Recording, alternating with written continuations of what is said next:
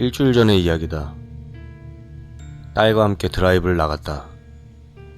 인적이 드문 산길에서 좋은 경치를 보며 함께 즐거운 시간을 보내다가 중간에 드라이브인으로 식사를 했다. 돌아오는 길에 딸을 놀래켜주려고 포장되지 않은 오솔길로 비집어 들어갔다.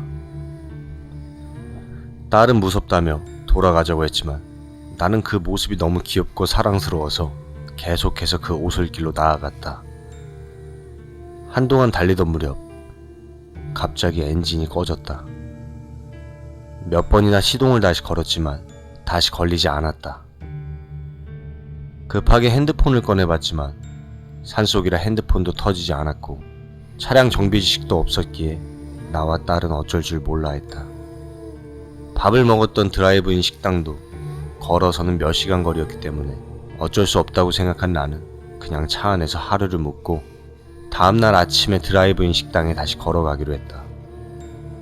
차 안에서 추위를 견디고 있다 보니 어느새 밤이 되었다. 예상과는 달리 깊은 밤의 산속은 아무런 소리도 나지 않았다. 가끔씩 바람이 불어 나무가 웅성웅성거리는 소리 정도만 났다. 그리고 시간이 흘러 딸은 조수석에서 잠이 들었다. 나도 자려고 천천히 눈을 감고 있었는데 갑자기 무슨 소리가 들려왔다. 지금 생각해도 기분 나쁜 그 소리는 Can so make 이라는 뜻을 알 수 없는 소리였다. 그 소리는 몇 번이나 반복되어 들려왔다. 처음에는 잘못 들었다 싶어 눈을 감고 있었는데 소리가 점점 가까워지는 통에 견딜 수 없어져 눈을 뜨게 되었다. 차에서 멀지 않은 거리에 희뿌연 무언가가 기이한 움직임을 보이면서 차에 점점 가까워지고 있었다. 자세히 보니 그것은 머리가 없었고 다리는 하나였다. 그 녀석을 표현하자면 양손을 크게 휘둘러 그 반동으로 몸 전체를 흔들면서 움직인다고 해야 할까? 아무튼 그것이 서서히 이쪽으로 다가오고 있었다. 나는 너무 무서워져 소리를 지르고 싶었지만 왠지 그때는 옆에서 자고 있는 딸을 깨우면 안 된다 라는 생각에 소리를 지를 수도 도망칠 수도 없었다. 차를 통과하는 동안에도 Can so make 하는 소리가 쭉 들려왔다.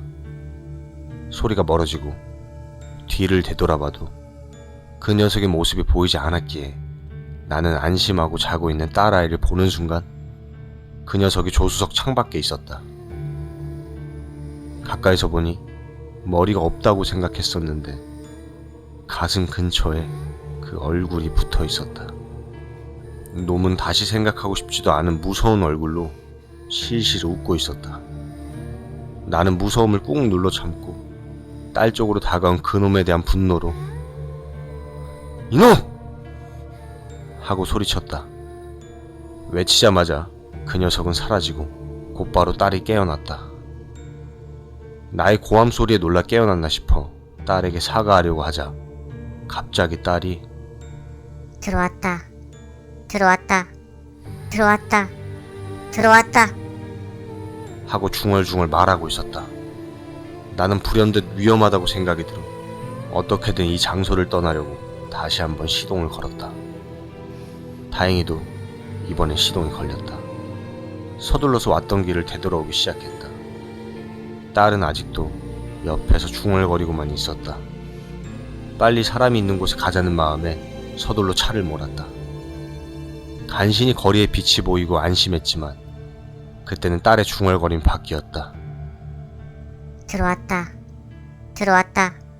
들어왔다. 들어왔다. 이 소리가 아닌 Can so make 이란 말로 바뀌고 있었다. 딸의 얼굴도 왠지 딸이 얼굴이 아닌 듯 했다. 이대로 집에 갈 수는 없었다고 판단했기 때문에 주변을 살피던 중 눈에 띄게 된 절로 뛰어들었다. 한밤중이었지만 절에 불이 들어와 있길래 딸을 질질 끌며 문을 두드렸다. 주지스님 같은 사람이 나오더니 딸을 보자마자 나를 향해 무슨 짓을 한 거냐? 하고 고함을 치는 것이 아닌가. 얼굴이 굳다 못해 창백해진 주지 스님에게 자초지종을 설명했다. 산에 들어가서 이상한 놈을 봤다고 이야기하자 유감스러운 얼굴로 위안받게는 안 되겠지만 하면서 딸의 어깨와 등을 불경을 읽으며 살짝 내리치셨다. 스님이 오늘 하루는 묵고 가라고 하기에 딸도 걱정되어 절에 묵기로 했다. 딸은 야마노케라는 산귀신에 홀려 49일간 이 상태가 계속된다면 평생 그대로 제정신이 돌아오지 않는다는 것이었다. 스님은 그렇게 되지 않게 내 딸을 맡아서 어떻게든 야마노케를 내쫓도록 노력하겠다고 말했다. 나는 아내에게 전화를 걸어 스님의 말을 전했고 아내는 일단 그 말을 믿어주었다. 스님의 말에 따르면 이대로 집에 돌아가면 아내에게도 그 산귀신이 붙어 빙이 된다는 것이었다. 야마노케는 여자에게만 빙이 되어 사는 귀신으로 완전히 야마노케를 뿌리 뽑기 전에는 아내도 딸을 만날 수 없다는 것이었다. 일주일이 지났지만 딸은 아직 절에 있다. 매일 상태를 보러 가고 있지만 더 이상 내 딸이 아닌 것 같다. 나를 보며 희죽희죽 웃기만 하고 정말 도저히 뭐라 말할 수 없는 눈초리로 나를 쳐다본다. 제발 다시 원래의 딸로 돌아왔으면 좋겠다. 절대로 장난으로라도 한밤중 깊은 산에 들어가지 말길 바란다.